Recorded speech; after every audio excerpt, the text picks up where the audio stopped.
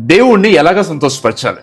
ఈ లోకంలో మన అందరినీ ఆకట్టుకోవడానికి, అందరినీ సంతోషపరచడానికి మనం చూస్తూ ఉంటాం, ప్రయత్నం చేస్తూ ఉంటాం. మన స్నేహితులు, కుటుంబ సభ్యులు, మనుషులు, అలా అందరినీ. కానీ ఒక్కసారి ఆలోచించండి, ఎప్పుడైనా మనం దేవుణ్ణి సంతోషపరిచామా?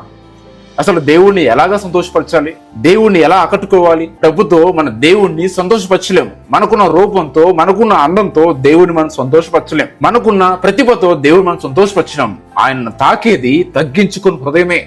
నువ్వు దేవుణ్ణి ఎలాగ సంతోషపరుస్తావంటే, ఎలాగ దేవుని ఆకట్టుకుంటావంటే, మొట్టమొదటిగా నువ్వు దేవుణ్ణి ఎప్పుడు సంతోషపరుస్తావంటే, నువ్వు ఇతరులను ప్రేమించినప్పుడు, క్షమించే హృదయం కలిగినప్పుడు నువ్వు దేవుణ్ణి సంతోషపరుస్తావు. ఇతరులకు సహాయం కావాల్సిన వారికి నువ్వు సహాయం అందించినప్పుడు నువ్వు దేవుణ్ణి సంతోషపరుస్తావు. మరియు నిజమైన మనసుతో నువ్వు శుద్ధ హృదయంతో ప్రార్థన చేసినప్పుడు దేవుని సంతోషపరుస్తావు. జీవితం కష్టంగా ఉన్నప్పటికీ నువ్వు దేవుని మీద పూర్తి నమ్మకంతో ఉంచినప్పుడు నువ్వు దేవుని సంతోషపరుస్తావు.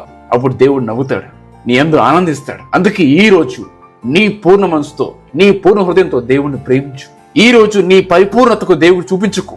నీ సత్యమైన శుద్ధమైన హృదయాన్ని దేవుడు చూపించు. ఎందుకంటే శుద్ధమైన హృదయం పరిపూర్ణమైన జీవితం కంటే దేవుడు ఎక్కువగా సంతోషపరుస్తుంది కాబట్టి.